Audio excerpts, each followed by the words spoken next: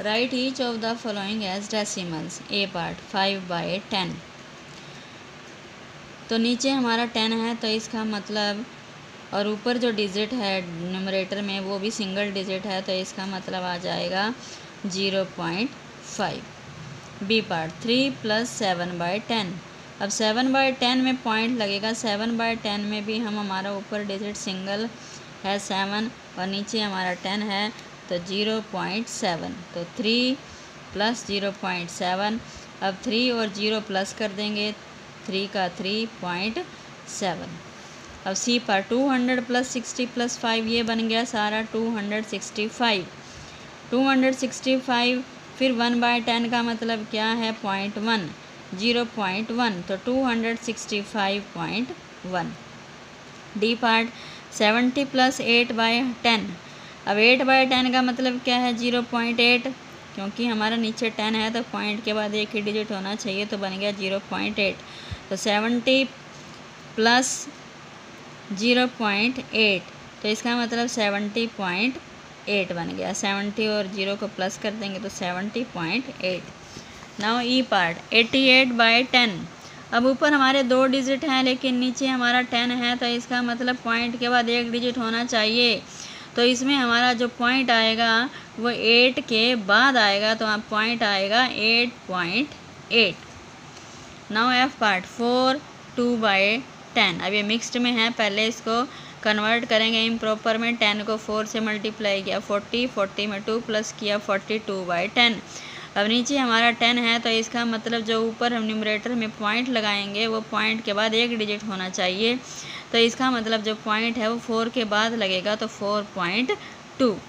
जी part 3/2। अब इसमें हमारा पॉइंट नहीं है, फ्रैक्शन में है ये, तो इसको भी हम पहले डिवाइड करेंगे। 3 को ऊपर रखेंगे, अंदर रखेंगे और 2 से डिवाइड करेंगे तो 2 की टेबल में 3 नहीं आता तो 3 से छोटा 2 आता है तो 1 पे गया। 2 1 2, 3 - 2 1।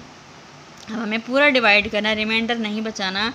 तो अगर हम यहाँ पॉइंट लगाएंगे पहले फिर 0 डालेंगे हम, अगर हमने पॉइंट के बिना 0 डाल दी तो वो 30 बन गया। 3 को हमने 30 नहीं बनाना, 3 को हमने 3 रखना है तो इसका मतलब 3 के बाद पॉइंट डालेंगे और फिर डालेंगे 0 तो 0 फिर नीचे ले आए 10 बन गया। 2 5 10। तो अब हमारा पॉइंट के बाद जो है अंदर एक 0 है तो इसका मतलब हमारा भी जो आंसर में जो पॉइंट आएगा उसके बाद एक ही डिजिट होना चाहिए तो पॉइंट जो है 1 के बाद लगेगा तो 1.5। Now H part 2/5। अब न्यूमरेटर को अंदर रखना है और डिनोमिनेटर से डिवाइड करना है। तो 5 की टेबल में 2 तो नहीं आता तो ना जाने कि 0 लगा दी। तो फिर अब हमने 2 के बाद पहले पॉइंट लगाएंगे। अगर हमने पॉइंट नहीं लगाया सीधा 0 लगा दी तो वो तो 20 बन गया, तो 20 नहीं बनाना। तो 2 के बाद अगर हम पॉइंट लगाएंगे फिर 0 डालेंगे तो वो 2 का 2 ही रहेगा। तो पॉइंट डाल के 0 डाल दी। अब 20 तो 5 4 20 तो माइनस कर दिया 0। अब पॉइंट के बाद हमारा अंदर क्या है सिंगल डिजिट है तो इसका मतलब हमारा जो आंसर में जो पॉइंट आएगा वो 0 के बाद आएगा तो 0.4 answer. Now I part 12/5। Numerator को अंदर रखा 12 और डिनोमिनेटर से डिवाइड किया 5। अब 5 की टेबल में 2 पे जाएगा 10, 12 तो आता नहीं तो 10 आ गया तो 2 में से 0, 2 का 2, 1 में से 1 0। अब रिमाइंडर हमने नहीं बचाना, पूरा डिवाइड करना है तो पॉइंट डाल के फिर 0। अब उस 0 को नीचे ले आएंगे 20 बन गया। 5 4 20 तो 20 में से 20 गया माइनस किया 0। अब हमने आंसर में पॉइंट लगाना है। आंसर में पॉइंट लगाने के लिए जो हमारा अंदर है पॉइंट के बाद कितने डिजिट हैं वो देखेंगे। पॉइंट के बाद सिंगल डिजिट है 0 तो आंसर में भी पॉइंट के बाद सिंगल डिजिट होना चाहिए तो आंसर जो में पॉइंट जो आएगा वो 2 के बाद आएगा तो 2.4 आंसर।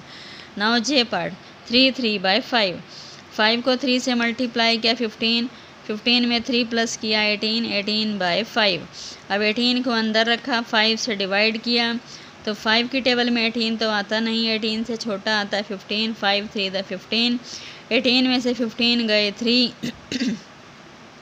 फिर अब हमने पॉइंट डाला, पॉइंट के बाद 0, 0 को नीचे लाए 3 के साथ। 5 6 30, 30 में से 30 माइनस कर दिया 0। अब हमने आंसर में पॉइंट लगाना है तो इसके लिए हमें अंदर देखेंगे। अंदर जो है पॉइंट के बाद सिंगल डिजिट है तो आंसर में भी सिंगल डिजिट होना चाहिए, तो 3.6 आ जाएगा। के पार्ट 4 1/2, 4 2 द 8, 8 + 1 9, 9/2, 9 को अंदर 2 से डिवाइड किया। अब 2 की टेबल में 9 नहीं आता, 9 से छोटा आता है। 2 4 द 8, 9 में से 8 गया 1।